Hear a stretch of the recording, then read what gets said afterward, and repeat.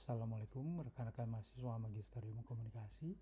Hari ini kita memulai perjalanan intelektual kita di mata kuliah publikasi karya ilmiah. Fokus kita bukan sekedar menulis, tapi bagaimana mengubah ide mentah menjadi sebuah kontribusi nyata bagi ilmu pengetahuan global. Ada 4 pilar yang akan kita bangun hari ini.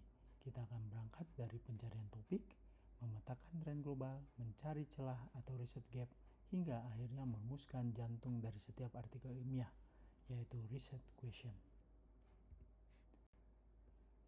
Ingatlah, di level magister, publikasi bukan hanya syarat kelulusan.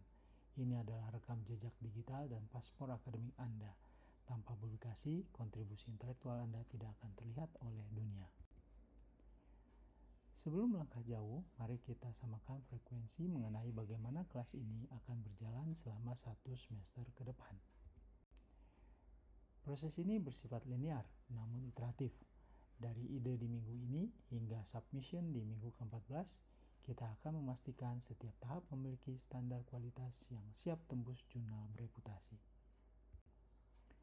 Kelas ini akan sangat praktis. Kita akan membedah artikel jurnal Q1 untuk belajar anatomi argumentasi, dan dosen akan mendampingi Anda di sesi workshop penulisan langsung. Satu prinsip utama, orisinalitas. Di level ini, integritas akademik adalah harga mati. Plagiarisme adalah akhir dari karir akademik Anda, bahkan sebelum dimulai. Lihat perbedaannya. Jangan lagi membawa topik yang terlalu umum. Anda harus mampu melakukan positioning. Jangan hanya bicara media sosial, bicaralah tentang kecemasan algoritmik. Topik yang kuat harus memenuhi 3 kriteria, relevansi sosial, kontribusi teoritis, dan tentu saja metodologi yang masuk akal untuk dikerjakan. Hati-hati dengan jebakan Batman, topik yang terlalu luas, narasi tanpa teori, atau riset yang hanya mengulang temuan orang lain tanpa ada kebaruan. Ilmu komunikasi itu luas. Temukan passion Anda, apakah di ranah digital, visual, politik, atau mungkin komunikasi strategis di era AI. Setiap ide yang muncul hari ini, tolong uji dengan 3 R. Is it relevant? Is it accessible? Or is it rigorous? Riset tanpa sadar tren adalah pengulangan yang sia-sia. Anda harus tahu apa yang sedang diperdebatkan oleh para ahli di dunia saat ini. Gunakan database seperti Scopus, jangan hanya membaca, tapi klasterkan tema-tema tersebut untuk melihat kemana arah ilmu pengetahuan bergerak. Perhatikan kata kunci ini, AI, bias algoritma, kesejahteraan digital. Ini adalah medan tempur intelektual kita di tahun 2026-2027. Akademisi sejati tahu di mana mencari bahan baku. Gunakan portal bereputasi dan jangan ragu menggunakan alat metadata seperti Publish or Perish. Gunakan matrik ini saat membaca. Catat teorinya, catat metodenya dan temuannya. Dengan begitu, Anda akan melihat pola yang orang lain lewatkan.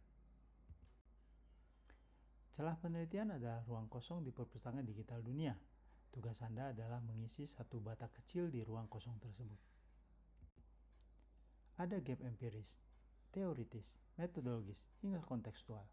Yang paling umum kita lakukan adalah gap kontekstual, menguji teori global dalam keunikan lokal Indonesia.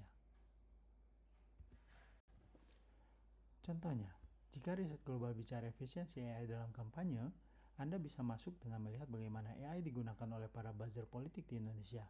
Itu adalah gap kontekstual yang kuat. Bagaimana strategi menemukan gap? Ini adalah tip yang cepat. Bacalah bagian limitation di jurnal terbaru. Penulis lain biasanya sudah memberitahu Anda di mana letak gapnya.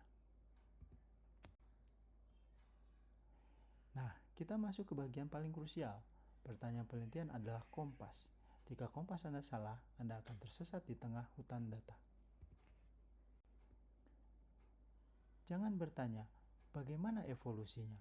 Bertanyalah lebih spesifik, libatkan variabel dan konteks yang operasional. Gunakan rumus ini, fenomena plus teori plus konteks plus hasil. Ini akan memastikan pertanyaan Anda memiliki kedalaman magister. Mari bedah kasus ini. Lihat bagaimana AI teori komunikasi strategis dan konteks Indonesia berkelindan menjadi satu pertanyaan riset yang solid. Oke, sekarang giliran Anda. Mari kita simulasikan proses ini dalam 15 menit ke depan.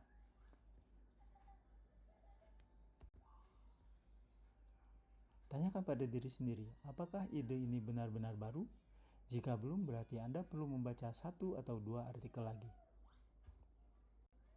Ingat 3 kata ini, membaca sebagai fondasi, berpikir secara konseptual, dan menentukan posisi di celah penelitian. Minggu depan saya menagih 1 ide, 3 sumber jurnal utama, dan 1 pertanyaan penelitian yang sudah matang. Akhir kata, publikasi ilmiah dimulai dengan pertanyaan yang presisi. Mari kita bangun pertanyaan ini bersama. Sampai jumpa minggu depan. Assalamualaikum warahmatullahi wabarakatuh.